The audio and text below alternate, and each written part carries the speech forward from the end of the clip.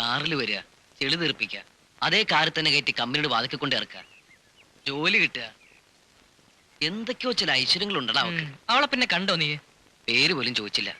കാണണം, കണ്ടാലൊരു നന്ദി പറയണം. നിന്റെ പ്രേമം ഇതുവരെ മഹാദുരന്തങ്ങൾ എന്തെങ്കിലും സംഭവിച്ചോ? എന്തായാലും നിന്നെ പോലെ പ്രേമ കൃഷിത്തോപ്പിലെ നോക്കുകുത്തിയാവില്ല എന്നൊരു വിശ്വാസമുണ്ട്. തുടക്കത്തിൽ അങ്ങനെയൊക്കെ തോന്നും. എടാ, എനിക്ക് നിനക്കൊക്കെ പറഞ്ഞിട്ടുള്ള പെണ്ണ് മറ്റെവിടെയോ ആണ്. ഏതോ അടുക്കളയിൽ അവളിപ്പോ അത്താഴത്തിന് അരിയിടുന്നുണ്ടാവും. അത് നിന്റെ പെണ്ണ്.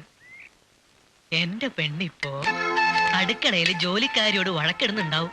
മഹാമടിച്ചിയാ, മൂക്കത്താ കോപം. ഭയങ്കര തന്റേടിയാ. ഓന്തുണ്ണി നായരോട് ധിക്കാരവും പറഞ്ഞ് തല്ലാനോങ്ങിയപ്പോഴോ സൂത്രത്തിൽ കൊഞ്ഞനം കുത്തി അകത്തേക്കോടും. ഇനി പഠിക്കാൻ ചെന്നിരുന്നപ്പോഴോ മനസ്സ് മുഴുവനും ഞാനായിരുന്നു. ജോഗ്രഫി പുസ്തകത്തില് 87-ാം പേജിൽ വെച്ച ഒരു മയിൽപീലിത്തുണ്ട് ഒരു പിറന്നാളിന് ഞാൻ സമ്മാനിച്ചതാ. ആകാശം കാണാതെ പുറത്തെടുക്കണമെന്ന് ഞാൻ പ്രത്യേകം പറഞ്ഞിട്ടുണ്ട്. ആകാശം കണ്ട മയിൽപീലി ചത്തുപോത്രേ. എടാ, ഇതിനേക്കാൾ വലിയ കോട്ടകൾ ഞാൻ കെട്ടിയിട്ടുണ്ട്, അറിയോ? ഐസ്ക്രീമും ഫ്രൂട്ട് സാലഡും ഒക്കെ തീറ്റിച്ചിട്ടുണ്ട്. എന്നിട്ടും അടുപ്പീന്ന് വലിച്ചെടുത്ത വിറക് കൊള്ളി പോലത്തെ തെണ്ടി മുറച്ചർക്കം വന്നപ്പോ എന്നെ കളഞ്ഞിച്ച് പോയില്ലേ? എന്തായാലും എന്നെ സഹായിക്കാൻ വന്ന് അവളുടെ അനുജത്തിയെ തന്നെ വലവീശി പിടിച്ചവനല്ലേ നീ? അവളുടെ അനുജത്തി ആയതുകൊണ്ട് പറയാ, വിശ്വസിക്കരുത്. പക്ഷെ അവള് പാവാടാ. എടാ, നീ വിളിച്ചു കഴിഞ്ഞാൽ അച്ഛനെ ധിക്കരിച്ച് അവൾ ഇറങ്ങി വരുമെന്ന് എനിക്ക് ഉറപ്പുണ്ടോ? നീ ഇത്രയും പറഞ്ഞപ്പോ എനിക്കൊരു ചെറിയ സംശയം. എന്തായാലും നമുക്കൊന്ന് പരീക്ഷിച്ച് നോക്കിയാലോ? എങ്ങനെ? ഇന്ന് രാത്രി ഒന്ന് ഇറങ്ങി വരാൻ പറയാം. എന്തിന്? ഞാൻ വിളിച്ച അവള് വരുമെന്ന് അറിയണമല്ലോ. എത്ര മണിക്ക് ഇറങ്ങി വരാനാ പറഞ്ഞ? 11 മണിക്ക്. കൂട്ടുകാരാ, 11 മണിക്ക് ഇനി 11 മിനിറ്റ് പോലും ഇല്ല.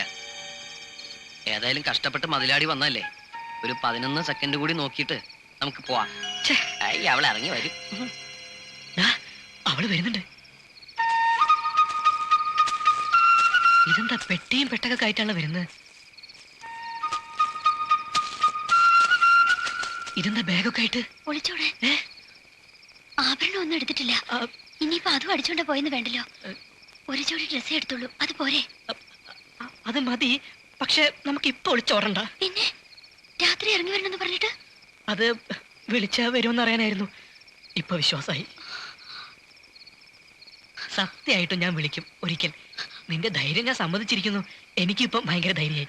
പോയിക്കോളൂ. തിരിച്ചു പോകാൻ ഇപ്പൊ പേടി. അച്ഛനെങ്ങാനും കണ്ടാലോ? കണ്ടാൽ സ്വപ്നാടനായിരുന്നു പറഞ്ഞാ മതി. സ്വപ്നാടനോ? ഉറക്കത്തിലെ സ്വബോധം ഇല്ലാതെ എഴുന്നേറ്റ് നടക്കുന്ന ഒരു തരം രോഗം അത്. ധൈര്യമായിട്ട് പോയിക്കോട്ടോ. അതെ, നുള്ളണല്ലേ?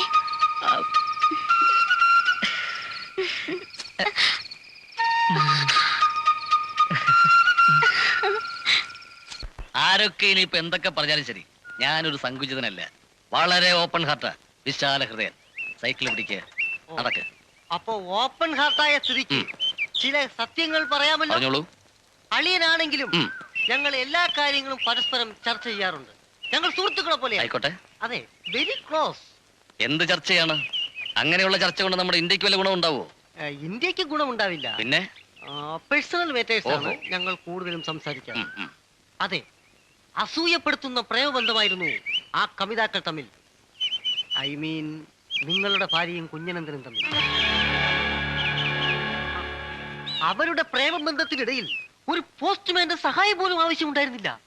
പ്രേമിച്ചാൽ ചിലപ്പോ കത്തുകൾ പരസ്പരം കൈമാറി എന്നൊക്കെ ഇരിക്കും. അത് സാധാരണയാ. കത്തുകൾ മാത്രമല്ല, പിന്നെ ചിലപ്പോ തൊട്ടും തലോടിയും നോക്കിയിരിക്കും. ഈ ബസ്സിലൊക്കെ പോകുമ്പോ നമ്മൾ അറിയാതെ ചിലരെ തട്ടിമുട്ടിയൊക്കെ പോവാറില്ലേ? അതൊന്നും വലിയ പ്രശ്നമല്ല. കേവലം തട്ടലും മുട്ടലും മാത്രമല്ല, പിന്നെ ഈ പ്രകൃതിയെ സാക്ഷി നിർത്തി വിലപ്പെട്ടതെന്ന് അവർ പരസ്പരം കൈമാറിയിട്ടുണ്ട്. സ്വർണ്ണമാണോ? അതല്ല, ഹൃദയം. അതിലും മേലെ, ഇനിയും മേലെ. അത് തന്നെ. ക്ഷമിക്കണം, താങ്കൾ ഒരു വിശാല ഹൃദയനായതുകൊണ്ടാണ് വിശാലനല്ലാത്ത ഞാൻ ഇത്രയും വിശദമായി സംസാരിച്ചത്. ഞാൻ അത്രയ്ക്ക് വിശാല ഹൃദയനല്ല. സോറി, ഞാൻ ഡ്യൂട്ടി മറന്നു. കോന്തുണ്ട് നേർക്ക് ഒരു കത്തുണ്ടായിരുന്നു. വിശാല ഹൃദയൻ. ഇതേ ദരിദ്രവാസി പോസ്റ്റ് കാർഡിൽ കത്തയച്ചിരിക്കുന്നു. ഇവിടെ എനിക്ക് സുഖമാണ്, അവിടെയും സുഖമെന്ന് വിശ്വസിക്കുന്നു. ഇവിടെയും സുഖം, അവിടെയും സുഖം. പിന്നെ ഇത് ചുവന്നുകൊണ്ടിടക്കുന്ന എനിക്കാണോ അസുഖം? ആരെങ്കിലും പറയുന്ന കേട്ട് എന്നെ സംശയിച്ചാലോ? ഈ താല് സത്യമായിട്ട് ഞാൻ പറയാ, എന്നെ ഞാൻ സൂക്ഷിച്ചിട്ടുണ്ട്. മുഴുവൻ സങ്കുചിതന്മാരുള്ള ഈ ലോകത്ത് ഞാൻ മാത്രം അത്ര വിശാലഹൃദയനായിട്ടൊന്നും കാര്യമില്ല. എന്റെ മനസ്സ് പൗത്രമല്ലേ, അത് മതി എനിക്ക്. എന്താണോ നായരെ ഇവിടെ ഒരു പ്രശ്നം? ഒരു പ്രശ്നവും ഇല്ലേ. ഞങ്ങൾ ഈ ദാമ്പത്യ കാര്യങ്ങൾ അല്പം പേഴ്സണലായിട്ട് സംസാരിക്കുകയായിരുന്നു. ഉണ്ണിക്കുഞ്ഞന്റെ എഴുത്താ. ഓ, എന്നോടൊപ്പുറത്ത് ഒരു പെറ്റതില് ഗുണവും ഗുരുത്തുള്ളവനും അവൻ മാത്ര. വിവരം തീരെ ഇല്ലാത്ത. കഴിഞ്ഞ തവണ വന്നപ്പോ എന്റെ പല്ലു അടിച്ചിട്ട് നാക്ക് നന്നല്ലാത്തോണ്ടാവും. നായര് വല്ലതും പറഞ്ഞോ? അല്ല, ഈ പല്ലൊക്കെ അടിച്ചോണ്ട് പോകുന്ന തെറ്റാന്ന് പറയായിരുന്നു. ഓ. എന്റെ വെപ്പുമല്ലേ സ്വർണത്തിൽ കെട്ടിച്ച് വരണ്ടത്രേ.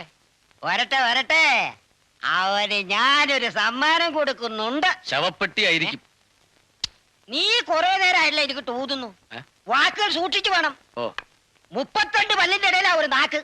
അമ്മാവന്റെ വായിൽ നാക്ക് മാത്രമല്ലേ ഉള്ളൂ. ആദ്യം നിന്നാണ്ടല്ല ഈ മോന്റെ ഷേപ്പ് മാറിപ്പോ. അരവിന്ദാക്ഷ പോത്ത് പോത്തോ? എവിടെ? എടാ പോ അകത്ത്.